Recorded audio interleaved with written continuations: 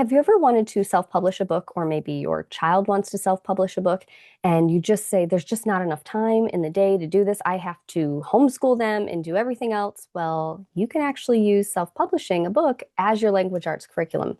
So I'm going to explain how you go about doing that today, how it meets every single criteria that would be for a language arts curriculum along the way. So join me and let's go over it. Okay, self-publishing a book as your language arts curriculum. And I apologize, I have a cold, so I don't have my nice voice today. Okay, here's an overview of what we're going to discuss. It hits every single criteria: writing, grammar, mechanics, reading comprehension, spelling, vocabulary, speaking, listening, and then there are a lot of hidden skills that they're going to learn along the way, just self-publishing a book. I'm going to walk you through how you can actually plan out your curriculum if you want to use this as your language arts curriculum in your home. And let's get started. Okay, the writing process. They are going to learn how to plan, how to draft, how to revise their own stories and nonfiction books. They're learning sentence structure, paragraphs, transitions, story structure. So this I call it the three peaks, or whatever, the mountain story mountain is what I call it. They'll have a beginning, a middle, and an end to every story, and they'll figure out how that has to play out in their story specifically, but how it also plays out in all stories, or most stories, I should say. It allows for creative thinking, so you can tailor the projects to their age. Picture books for younger kids, short stories and poetry, or for your middle kids, or chapter books even for your older kids. They're learning grammar and mechanics, so you're editing your work. You're maybe swapping edits with your siblings. So I'll edit your work and you can edit mine, and then we'll let mom or dad come back and check and make sure that we've actually gotten all of the grammar rules correct. This is great for learning about constructive criticism too. So if you have a child that doesn't do well with hearing that they aren't perfect and they didn't do it right the very first time, like they think they should, this is a great way to kind of hone in on that and let them know this is life. Nothing you do will be perfect. It's a process. And this is how we go about the process, and how we actually take that criticism and use it for good, how we can turn it into something better.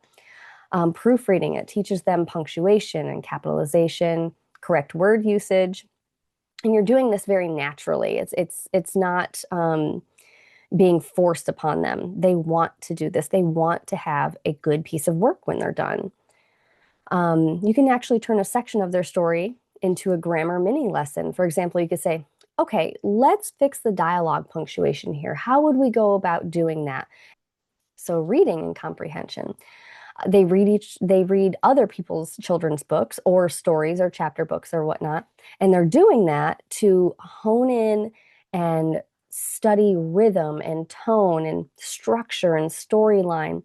And they're comparing their story with the stories that they've read, and how are they similar and how are they different. And they're noticing, well, what actually makes a story flow? I noticed that to get from point A to point B, there was a lot in between. And if I don't give my reader all that information, they don't know how they got from point A to point B. So reading aloud will do this, so they can read their stories over and over again out loud to themselves, but also to you or to the family. But even just reading it aloud to themselves, they're going to pick up on a lot of mistakes that they find. It's building fluency, expression, spelling, and vocabulary. So this will be great because your children will probably be like mine, maybe not, but they might just say, the big dog walked across the street. This is a great opportunity to say, how can we make this come alive? How can you make me see that big dog walking across the street? I want to know everything about that dog. What kind of day is it? Where is the street? Is it in the city, or is it just a little road on a side street somewhere?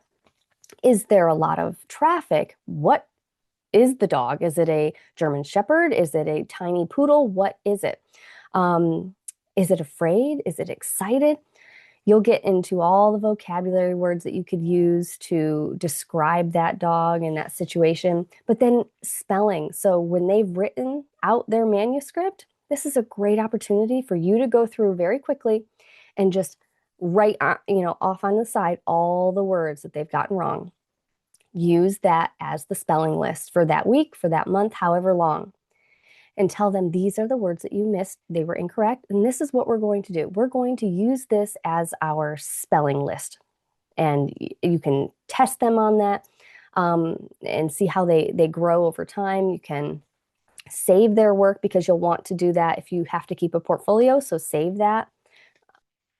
Speaking and listening, they are getting public speaking skills, especially if they're reading that aloud to you or to their siblings. There will be opportunities for them to read their book, maybe aloud at a library or a local co-op. They can do an author meet and greet later on once you actually publish the book. Also, listening skills. They have to give feedback to one another, to their siblings. This is teaching them communication and revision skills as well. So it's helping develop a healthy response to constructive criticism. And you can even record them like an audio book. And this will help them with just confidence and performance and practice along the way with that. But there are a lot of hidden skills that are also learned. So the big one for me is project management. So they are learning to plan because this is not an overnight thing. They're setting deadlines. They're following steps.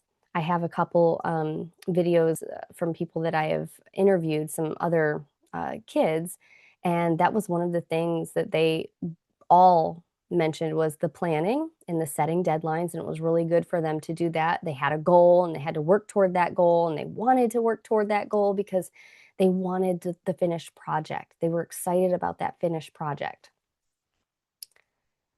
Another one would be technology. They're learning how to format in Canva, or if you possibly use Adobe or in Adobe, that's just more advanced. So we don't use that. They're learning how to upload their manuscripts to KDP. They're using different templates, emailing and typing, all that, but also design and creativity. So they're creating covers. They're doing the page layouts. How does this look on a page? How would this look better to the eye as I'm reading this page? They're making illustrations possibly. Entrepreneurship. This is huge. They're learning basic marketing skills. If they publish their book, they print their book, how much does it cost them to print a book? Then how much do they need to charge to cover that as well as make a profit?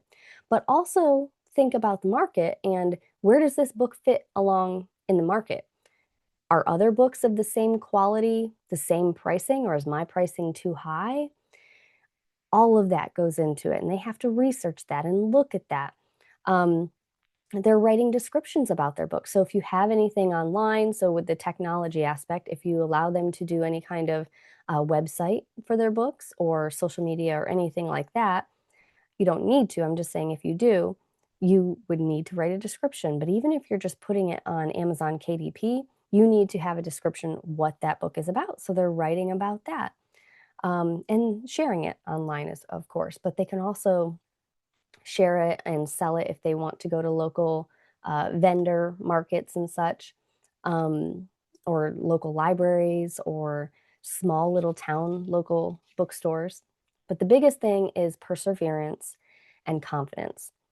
So a lot of our kids give up when things get hard. I give up sometimes when things get hard.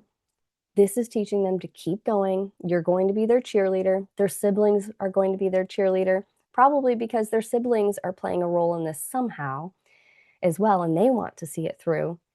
But you're building each other up along the way and pushing them to that end goal of holding their book in their hand, their finished work, and then being able to allow other people to read it and hold it in their hands. And it's such a confidence boost for your kids. It shows them they can do these hard things. Now, if you want to use this as a curriculum, I have a couple different ways that you could structure it. The first one would be like a quarterly option. It's very kind of loosey-goosey. This quarter, for 6 weeks, whatever it is, We're going to focus on just story planning and writing the draft. So you're going to come up with some sort of story. Make sure it's the mountain, that you have a mountain, where it's the beginning, the middle, some sort of problem, and then the end where everything works out in the end. And then writing a draft. That's pretty much it. So you could set aside, I don't know, 2 hours a week. You could split that up however you want to do that. You could just do 1 hour a week. It depends on their age, obviously, and reading level and writing level, all of that, and do that. Then for second quarter, this would be your editing and revising quarter. This is the quarter everyone hates, of course. Well, most people, I should say. It's the one that it's not as fun, right? You don't get to work with illustrations or anything like that. So I would just make sure you're setting aside a set amount of time. Don't work on it any longer than that. Just that set aside that 1 hour a week, whatever it is, and work on editing it, having them read it to you, reading it aloud. But then once you get over that hurdle, it's kind of like the story mountain, right? Once you get over that hurdle, and then you come into quarter 3. This is your illustrating, your designing, and your formatting quarter. And this is fun. They get to figure out, well, do I want illustrations if this is a chapter book? Or if it's a children's book, obviously they need them. Who's going to make those illustrations? Am I going to give it a try? Why not? Set aside again. Maybe you want to set aside a little extra time during this quarter because it's more fun and they're going to want to work on it anyway.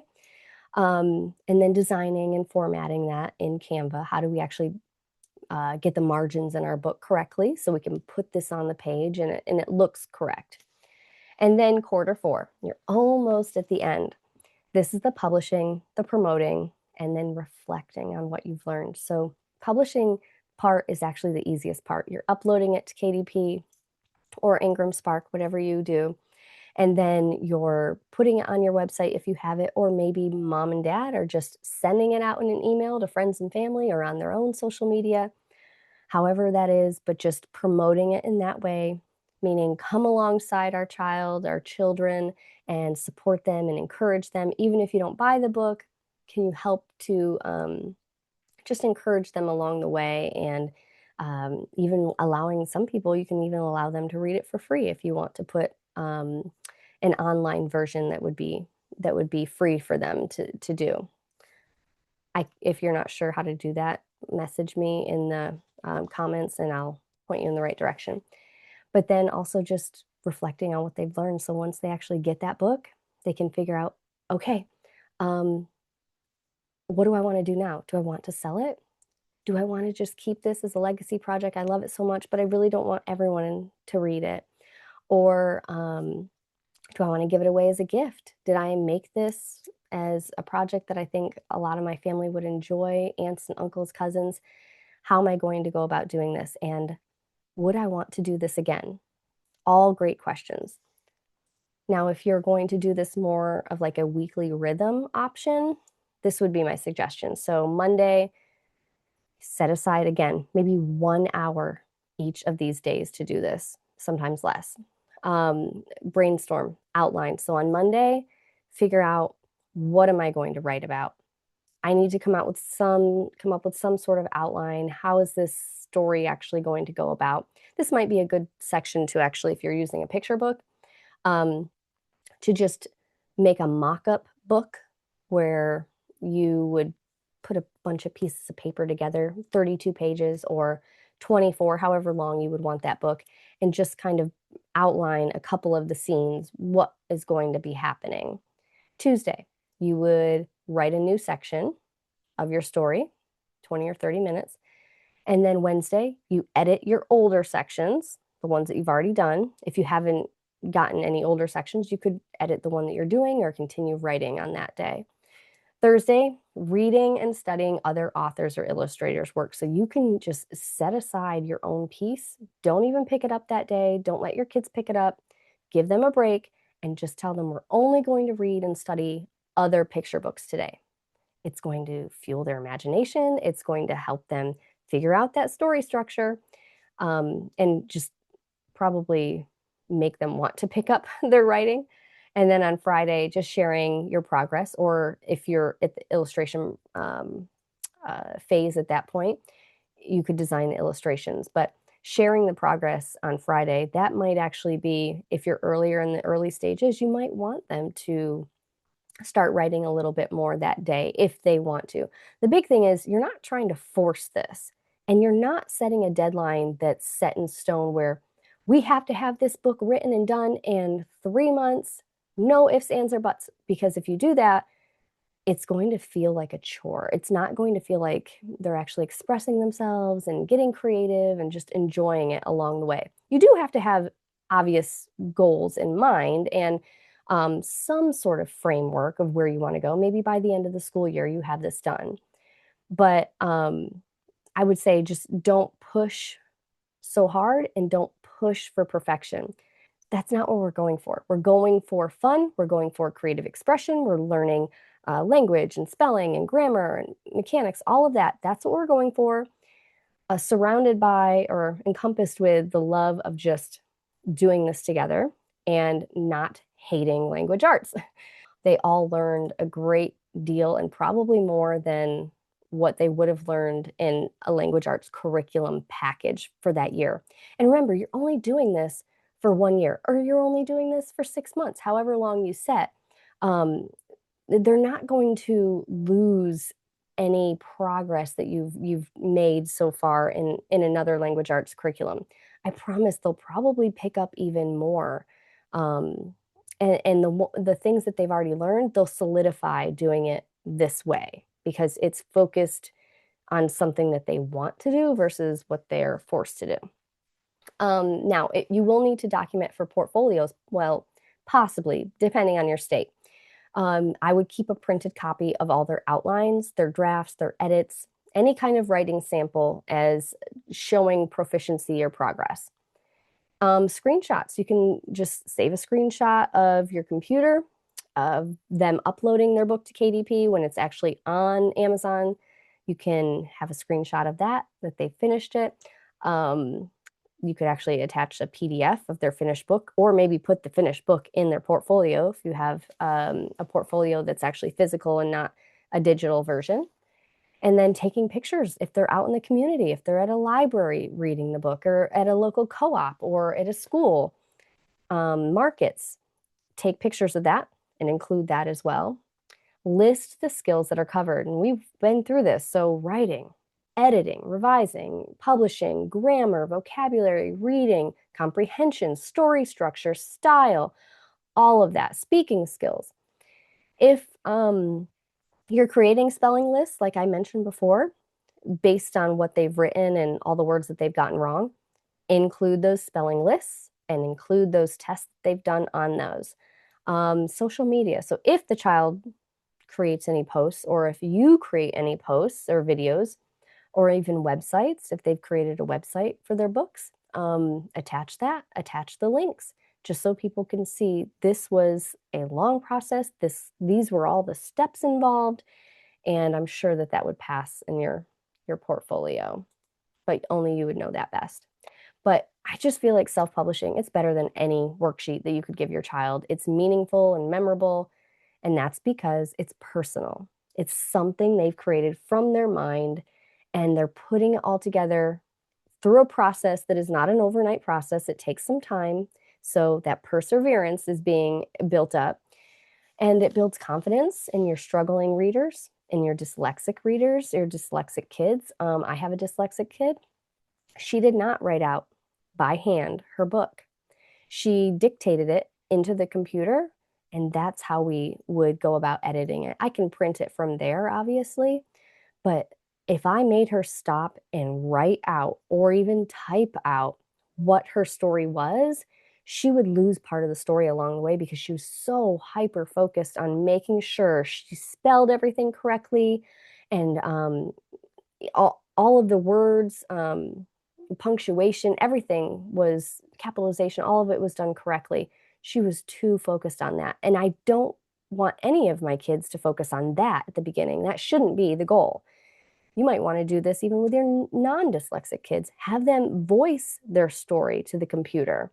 So speech to text, or speech to speech notes, it's called.